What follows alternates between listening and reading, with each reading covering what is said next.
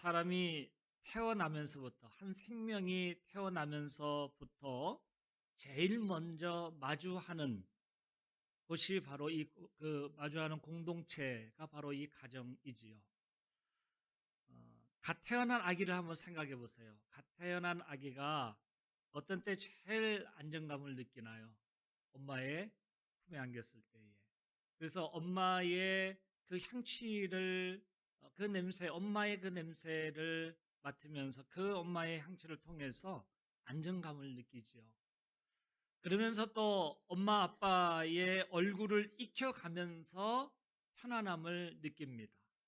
그러면서 엄마 아빠의 얼굴을 익히면서 내가 엄마 아빠가 나를 보호해 주는구나. 그래서 이 소속감이 생기는 것이지요. 이것이 바로 이 가족 공동체입니다.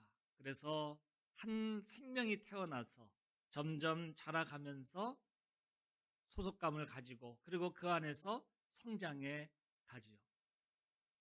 그렇게 해서 여기 있는 뭐 어르신은 할 것 없이 다 그렇게 우리가 성장해 왔습니다.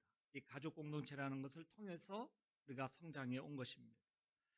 가정이 건강하면 우리의 삶 또한 건강한 삶으로 이어지게 됩니다. 그런데 반대로 우리가 생각해 보면 가정이 분열되고 상처를 입으면 모든 구성원들이 흔들리게 될 수밖에 없습니다. 그리고 그것이 사회에 영향을 또 끼치게 되죠. 우리가 이 사회 공동체나 이 나라의 민족 공동체가 그러면 어두워질 수밖에 없는 것입니다. 이것이 바로 공동체의 특징입니다. 가장 기본 공동체가 건강해야 모든 공동체가 힘이 생기게 됩니다.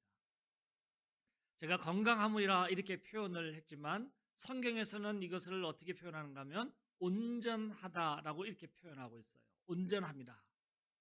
제가 제목을 그래서 온전한 가정이라고 이렇게 표현을 했는데 이 온전하다고 하는 것은 어떤 완벽함을 얘기하는 것이 아닙니다. 완전한 것을 얘기를 하는 것이 아니에요.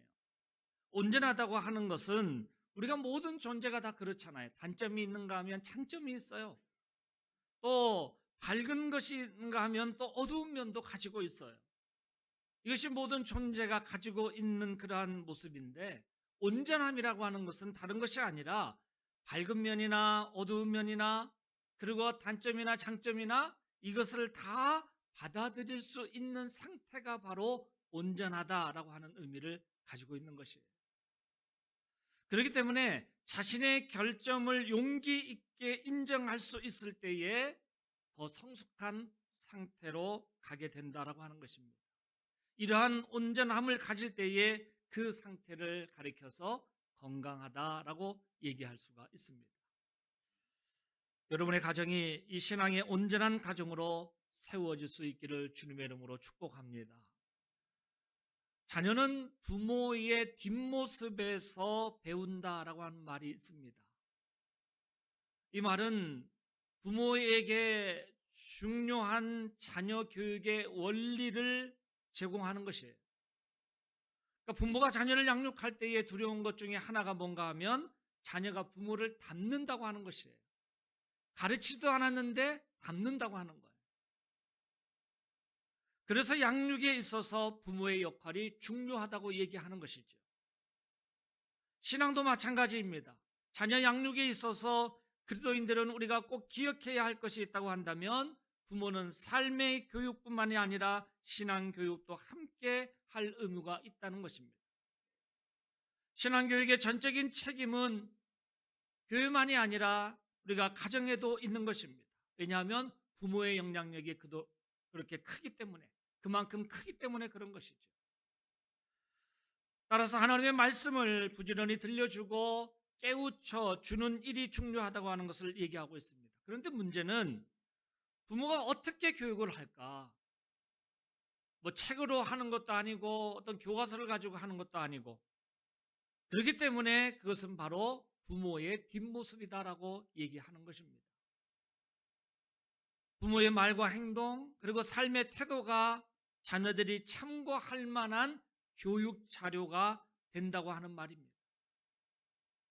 이렇듯 부모가 삶의 모습에서 보여주는 정직한 삶으로 그리고 책임감 있는 모습으로 그리고 사랑의 방식이 자녀의 인격 형성에 깊은 영향을 미치게 되는 것입니다. 자녀 교육의 교과서로 인정되는 오늘 신명기 6장 말씀을 우리가 읽었는데, 여기서 우리에게 분명히 가르치고 있습니다. 신명기 말씀은 우리에게 잊지 않아야 할 그 내용을 전하고 있는데, 먼저 6절 말씀에 보면 오늘 내가 네게 명하는 이 말씀을 너는 마음에 새기라라고 말씀하고 있어요. 오늘 내가 네게 명하는, 네게라고 하는 이것이 누구를 가리키는가 하면 바로 부모를 얘기를 하고 있어요. 자녀들은 부모가 들려주는 하나님의 말씀을 들어야 합니다. 그러기 위해서는 부모가 먼저 하나님의 말씀을 들어야 되는 것이고, 그리고 마음에 새겨야 하는 것입니다. 그래서 6절 말씀에 네게 명하는 이 말씀을 너는 마음에 새기라 라고 하는 말씀이 그것이에요. 먼저 부모가 그 말씀 앞에 서는 모습, 그 말씀을 가지고 사는 모습, 그래서 너는 마음에 새기라 라고 하는 이 말씀을 우리에게 들려주고 있습니다. 부모가 입으로 고백하는 하나님의 말씀과 그리고 삶의 모습으로 보여주는 하나님의 말씀이 서로 다르지 않아야 되는 것임을 얘기하고 있습니다. 신앙과 삶, 이것이 분리되지 아니하고 말과 행실이 일치된 삶을 살아갈 때에 복음의 진정성이 거기에서 드러나게 되는 것이잖아요. 이것은 부모뿐만이 아닙니다. 자녀 앞에서 부모만이 아니라 우리 그리스도인들이 가져야 할 그러한 자세를 우리에게 말씀하고 있습니다. 만약에 신앙과 삶이 분리되어서 다르게 보인다고 한다면 오늘 그것은 바로 복음의 진정성을 해치는 것입니다. 그것을 가려버리는 것입니다. 오늘 그렇기 때문에 신앙과 삶이 분리되지 아니하고 말과 행실이 일치된 삶을 살아야 복음의 진정성이 드러나고 동시에 다음 세대의 그 신앙을 이어갈 수 있게 되는 것입니다. 부모의 삶을 통해서 드러나는 하나님의 말씀이야말로 우리 자녀들과 가정에 놀라운 지혜와 복이 되는 줄 믿습니다. 오늘 그러면서 7절 말씀에 보면 부지런히 가르치라라고 하는 말씀을 하고 있어요. 그 부지런히 가르치라라고 하는 말씀을 집에 앉았을 때든지 길을 갈 때든지 누워서 있을 때든지 일어날 때든지 이 말씀을 강론하라라고 말씀하고 있어요. 그럼 뭘 얘기를 하고 있는 걸까요? 삶 전체를 통해서 이루어지는 가르침이 되어야 된다라고 하는 것입니다. 말로만 가능하지 않냐고 우리의 몸짓과 우리의 행함이 함께 뒤따라야지만 가능한 가르침임을 얘기하고 있는 것이죠.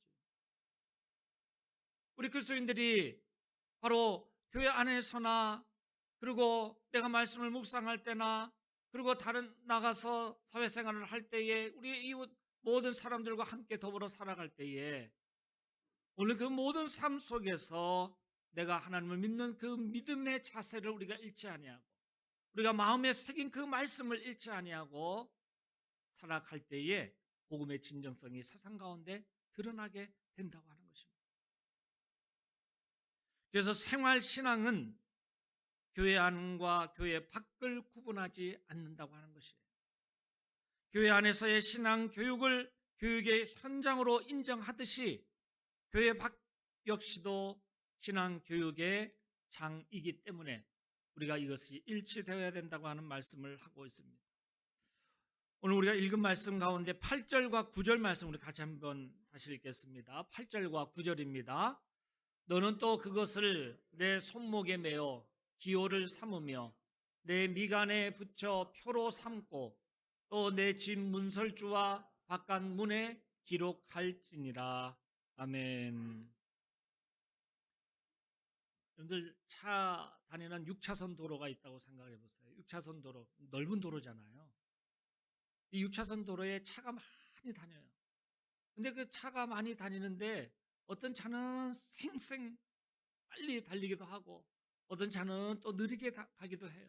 어떤 차는 정말 답답할 정도로 느리게 가는 차도 있어요. 그 옆을 쌩 지나가는 차도 있어요. 근데 이렇게 차가 많은 이 6차선 도로에 가다 보니까 사거리가 있어요. 근데 그 사거리에도 많은 차들이 오고 가잖아요. 그런데 여기를 무사히 지나가기 위해서 어떤 시스템을 해놨습니까? 사거리에 신호등을 해놨죠. 그 신호등에 따라서 가야지만 무사히 거기를 지나갈 수 있어요. 내가 아무리 쌩쌩 달려서 간다 할지라도, 내가 아무리 안전운행해서 천천히 간다 할지라도 그 사거리에서는 뭐를 지켜요? 그 신호등을 보고 내가 안전하게 건너가야 되죠. 오늘 8절 9절의 이 말씀은 우리에게 신호등과 같은 것, 신호등을 연상케 해요. 너는 그것을 내 손목에 매어 기호를 삼으며 내 미간에 붙여 표로 삼으며 내 집 문설주와 바깥문에 기록할지니라 라고 하는 거예요. 우리 신호등을 연상해요. 이 도로의 질서를 신호등이 관장하는 것처럼 우리의 삶과 우리의 가정에도 신앙을 관장하는 신호등이 있어야 되는 것이죠. 오늘 신호등은 여러 가지 신호를 줍니다. 차를 직진하게도 하고, 그리고 또 멈추기도 하고, 좌회전 우회전 하기도 합니다. 회전하기도 해요. 그러니까 신앙의 신호등은 바로 하나님의 말씀이 되어야 된다고 하는 것이에요. 세상에 많은 것들로 우리가 신호를 받으려고 해요. 그러나 신앙의 신호등은 반드시 하나님의 말씀이 되어야 된다고 하는 것이에요. 그런데 따지고 보면 신호등이 차를 움직이는 것은 아니죠. 차를 움직이는 것은 누가 움직이는 거예요? 운전자인 내가 움직이는 것이잖아요. 그러니까 자동차를 멈추거나 차를 움직이게 하는 것은 운전자의 일이에요. 그렇기 때문에 내가 따라가야 한다고 하는 것이에요. 하나님의 말씀을 내가 따라가야 한다고 하는 것이에요. 하나님의 말씀은 이미 선포되어져 있어요. 우리가 읽기 쉽게 우리의 한글로서, 우리의 언어로서 얼마든지 볼 수 있게 이미 선포되어진 말씀을 우리는 볼 수가 있어요. 그런데 그 말씀이 우리에게 주어졌지만 그것을 내가 따라가지 아니하면 그것은 헛된 일이죠. 우리에게 주어진 그 신호등에 따라서 내가 따라가야 돼요. 그래서 내가 갈 수 있는, 직진할 수 있는 그 신호가 켜졌으면 내가 차를 움직여서 지나가야 돼요. 내가 따라가야 된다고 하는 것, 말씀을 내가 고백하고 묵상하고 그것을 따라 내가 움직여야 한다고 하는 이 사실을 우리에게 말씀하고 있는 것이 바로 이 8절과 9절의 말씀입니다. 그러면서 또 한 가지는 하나님의 말씀을 따라가는 부모나 하나님의 말씀을 따라 움직이는 믿음의 사람들이 자신의 삶을 통해서 신호등의 역할을 또한 감당해야 한다는 것입니다.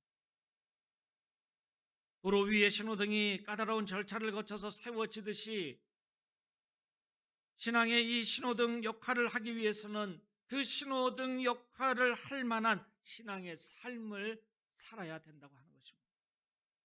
그래야 신호등을 보는 사람들에게 올바른 신호를 보낼 수 있는 것이고, 그래서 사람들이 신호등의 그 신호를 따라서 행동할 수 있게 하는 것입니다. 예수님께서는 우리의 중보자 되시죠. 중보의 그 역할을 하시는 분이잖아요. 왜 그렇습니까? 우리를 주님의 자녀 다시 삼으시기 위해서. 죄로 말미암아 잃어버렸던 그 자녀의 권세를 다시 얻게 하기 위해서 예수님께서 그 중보자의 역할을 감당해 주셨어요. 이것이 바로 그 신호등의 역할을 해주신 거예요. 그렇다고 한다면 우리가 이제는 중보자의 역할을 해야 한다고 하는 것이에요. 구원의 근본은 예수 그리스도 안에 있는 것이죠. 예수 그리스도를 통해서만 이루어지는 것이에요. 그 근본을 향해서 갈 수 있도록 직진하고 때로는 멈출 수 있도록 그 중보자의 역할을 우리가 감당해야 한다는 것입니다. 부모도 마찬가지예요. 그 중보자의 역할을 감당하는 것이에요. 왜냐하면 내가 먼저 경험했기 때문에. 삶에서도 마찬가지잖아요. 부모가 자녀에게 이것은 하지 마라, 이것은 가지 마라 하는 이유가 뭐예요? 부모가 먼저 겪어봤기 때문에. 그것을 그렇게 하니까 잘못되어지더라 라고 하는 경험이 있어요. 그렇기 때문에 자녀에게 그것은 그렇게 하지 마라 라고 얘기할 수 있는 거죠. 이것이 바로 중보자의 역할이에요. 오늘 그 경험을 통해서 내가 예수 그리스도를 만난 그 경험을 통하여서 우리는 중보자의 역할을 감당해 가야 하는 것입니다. 세상의 많은 사람들 가운데에 우리가 이 중보자의 역할을 감당함을 통하여서 살아계신 하나님을 만나게 하고 그러면서 예수 그리스도를 고백할 수 있도록 우리는 올바른 신호를 보내주어야 돼요. 그러기 위해서는 오늘 아까 말씀처럼 너는 마음에 새기라 라고 하는 이 말씀, 오늘 신명기 6장에 이 말씀이 우리에게 새겨짐을 통하여서 우리가 올바른 신호등의 역할을, 신호를 보낼 수 있다고 하는 것이에요. 세상에 많은 신호의 역할을 하는 것이 너무 많아요. 그리고 특히 하나님을 나타내는 데 있어서 그 신호의 역할을 하는 많은 것들이 나타났어요. 사람들은 그것이 정말로 나에게 보내는 신호인 줄 알고 따라가고 움직이게 돼요. 우리는 주 안에서 그리스도를 통하여서 우리에게 주시는 그 진리의 사명을 가지고 우리는 부름을 받았습니다. 올바른 신호의 역할을 감당하도록 우리가 부름을 받은 것이에요. 주님께서는 우리의 가정을 하나님 나라의 백성이 되게 하셨고 또 세상 끝날까지 지켜주시겠다고 약속하셨습니다. 우리만이 가정을 돌보고 있는 것이 아니라 삼위일체 하나님께서도 우리의 가정을 지키시고 오늘도 일하셔서 우리와 함께 하시는 하나님이 되십니다. 그래서 살아계신 하나님은 오늘도 역사하시는 하나님이시고 그 거룩한 영으로 말미암아 성령의 임하심을 통하여서 우리가 영적으로 늘 회복할 수 있도록 새로워질 수 있도록 주의 성령이 우리 안에 거하시고 우리를 그래서 우리의 영이 날마다 새롭게 하시는 거예요. 그렇게 우리의 가정이 복된 근원이 되는 가정이 될 수 있도록 이끌어 가시는 하나님이 우리 가정의 주인 되시고 우리의 삶의 주인 되시는 줄 믿습니다. 오늘 말씀은 바로 우리에게 강하게 명령하십니다. 그래서 4절 처음에 보면 이스라엘아 들으라 라고 명령하셔요. 이스라엘아 들으라. 무엇을 들으라고 하는 것이에요? 말씀을 들으라고 하는 거예요. 들으라는 이 말은 그냥 단지 귀로만 듣는 것을 의미하지 않습니다. 그 말씀에 대한 이해와 순종을 얘기하는 것이에요. 나의 주인 되시며 명령자이신 하나님의 말씀을 나의 삶의 기준으로 삼으라라고 말씀하고 있는 것입니다. 그래서 사람의 말이나 사람들이 정한 어떤 방법으로도 이것을 대신할 수 있는 것이 아니죠. 내가 하나님의 자녀의 권세를 받는데 내가 구원의 길을 가는 데 있어서 다른 어떤 사람들이 마련해 놓은 방법이나 어떤 닦아 놓은 길로 가는 것이 아니잖아요. 우리는 오직 예수 그리스도께서 이루어 놓으신 그 길을 갈 때에 내가 구원을 받았다라고 우리는 확신할 수가 있는 것이에요. 세상에 많은 것들로 말미암아 구원의 길이 이 길이다라고 얘기를 합니다. 우리는 그렇기 때문에 깨어 있어야 되는 것이에요. 그렇기 때문에 우리는 바로 중보자의 역할이 필요한 것이에요. 신호등의 역할이 필요한 것이에요. 거기에서 헤매고 있는 사람들이 있기 때문에 우리가 먼저 그 주님을 만나고 진정한 그리스도의 그 길을 따라가는 구원의 길을 가고 있기에 그것을 알고 있기에 우리는 그 역할을 또한 감당해야 하는 것입니다. 하나님의 말씀은 하나님의 입으로 말씀하시고 그리고 사람을 통하여서 그 말씀하신 것을 기록하게 하셨습니다. 성령의 감동 감화를 통하여서 그것을 기록하게 하셔서 오늘 우리에게까지 그 말씀이 들려지게 하셨습니다. 하나님의 말씀이 뭐예요? 하나님의 그 계획하심과 그리고 하나님께서 이루시고자 하는 그 목적, 그 목표를 분명하게 말씀하고 있지요. 그래서 우리에게 알려주신 수단이 바로 하나님의 말씀이에요. 그리고 또한 4절 하반절 말씀에 보면 우리 하나님 여호와는 오직 유일한 여호와시라라고 말씀하고 있습니다. 세상에는 다양한 것을 믿고 섬기도록 이끌어가는 것이 있어요. 다양한 것을 우리가 받아들일 수 있어야 하는 것이죠. 제가 처음에 온전하다라고 하는 것을 표현할 때에 우리의 가지고 있는 그런 단점들, 장점들 이런 것을 다 포용할 수 있는 것이 바로 온전하다라고 하는 뜻이었는데, 다양한 것은 필요해요. 우리는 다양한 삶 속에 우리는 살아가요. 세상이 얼마나 다양합니까? 그 다양한 것이 점점 빠르게 움직이는 세상 속에서 우리는 살아가고 있어요.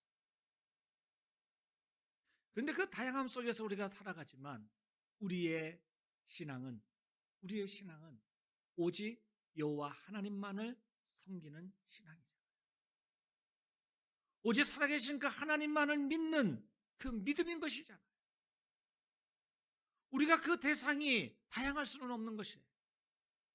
우리의 믿음은 분명하게 하나님을 향하여서 오직 예수 그리스도를 통하여서 내가 구원받았음을 믿고 하나님을 향하여서 있는 유일하신 하나님을 믿는 거예요.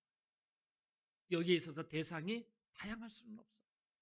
그러나 그 대상을 다양하게 세상은 또한 얘기한다고 하는 거죠. 우리는 그렇기 때문에 그 속에서 뭐가 필요한 거예요? 하나님의 말씀이 필요한 거예요.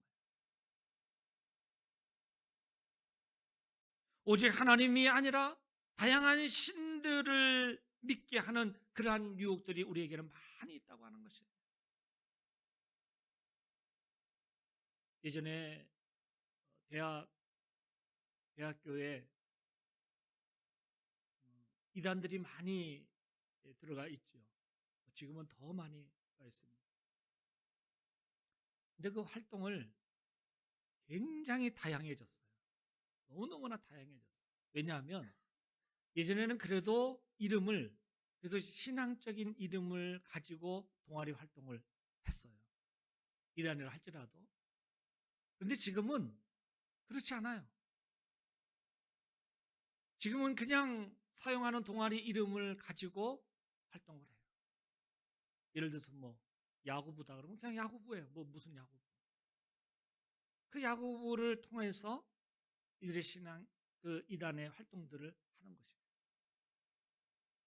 근데 더 놀라운 것이 고등학교에까지 이것이 이 이단 활동이 시작이 됐어요.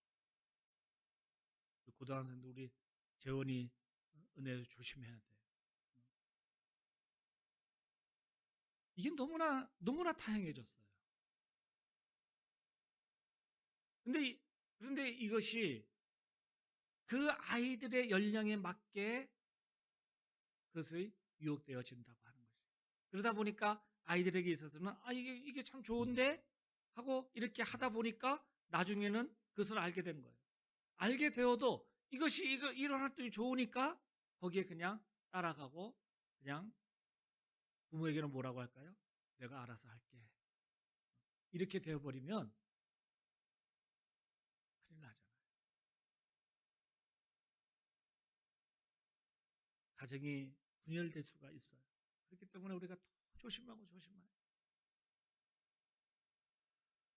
오늘 이렇게 우리가 유일하신 하나님을 우리가 섬기고 따르는 그 믿음의 고백이 우리에게 있어서는 절대적인 것입니다.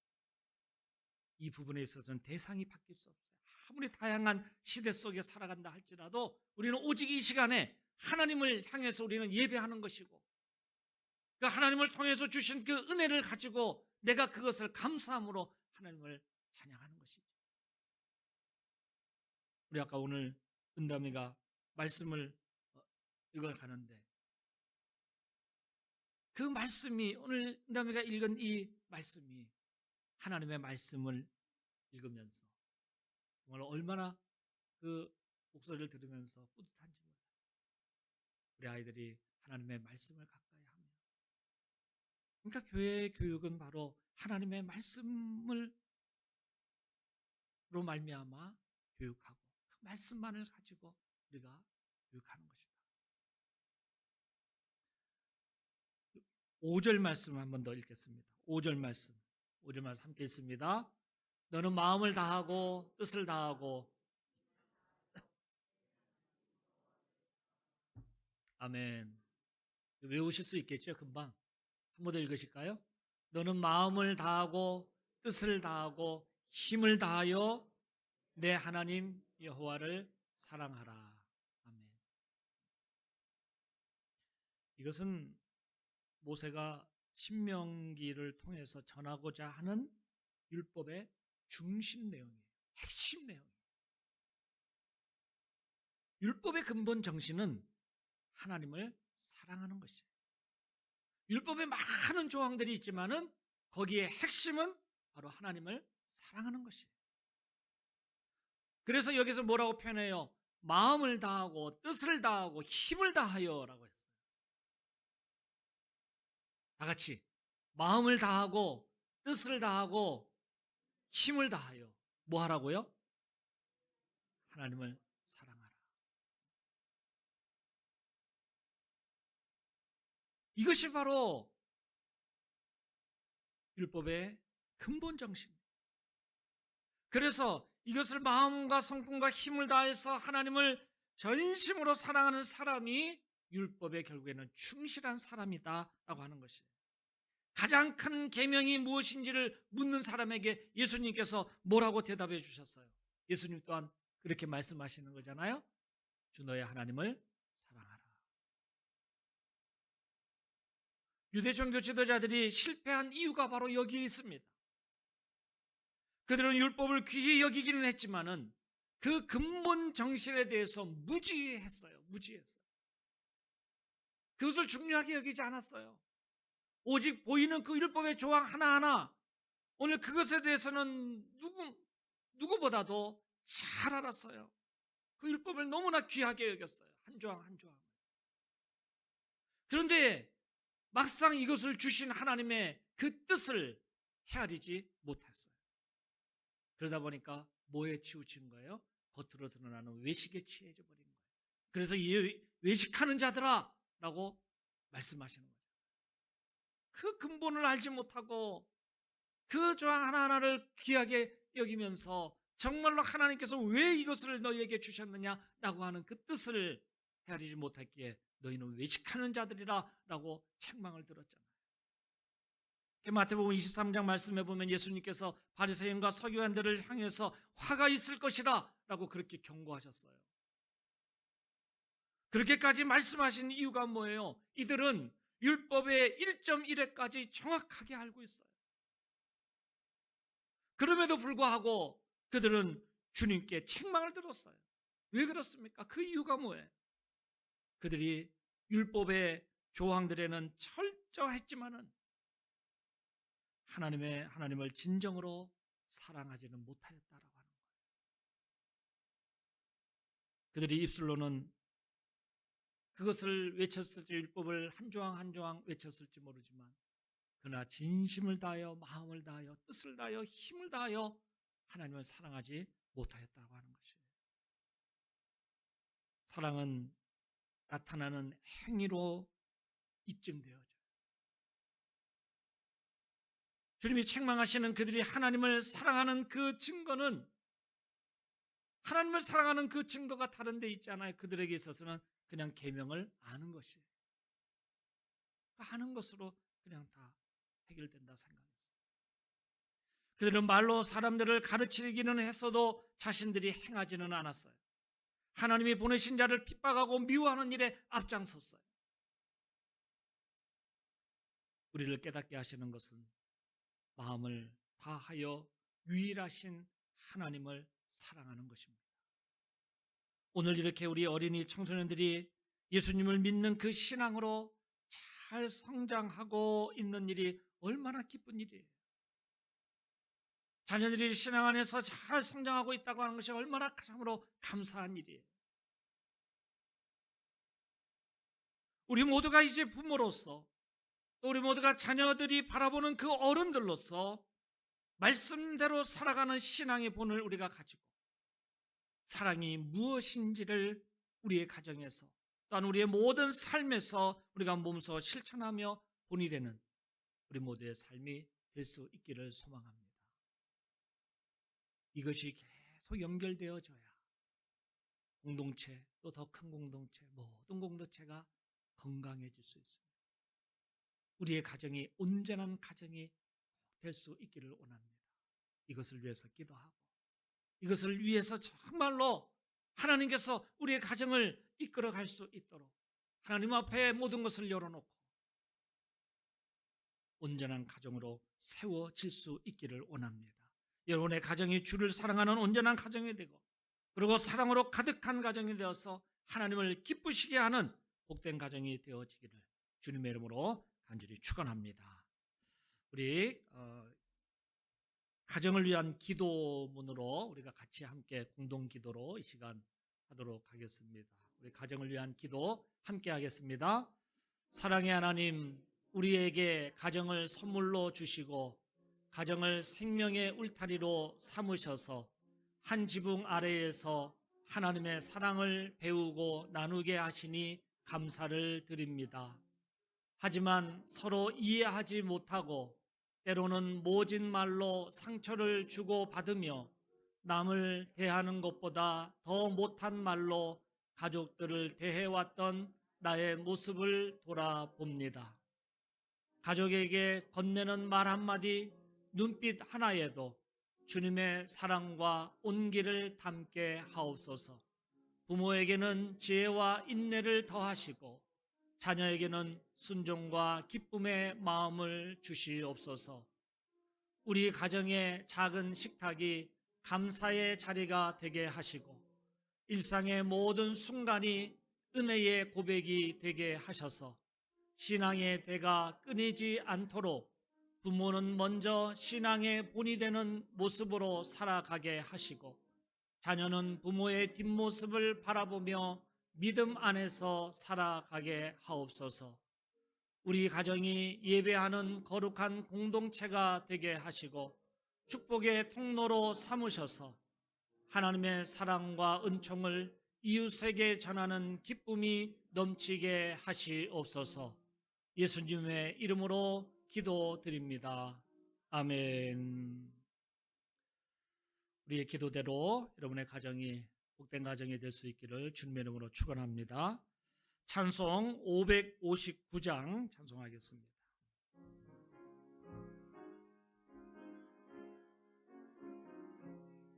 사철의 봄바람 불어있고 하나님 아버지 모셨으니 믿음의 반석도 든든하다. 우리 집 즐거운 동산이라. 고마워라 임마누엘, 예수만 섬기는 우리 집. 고마워라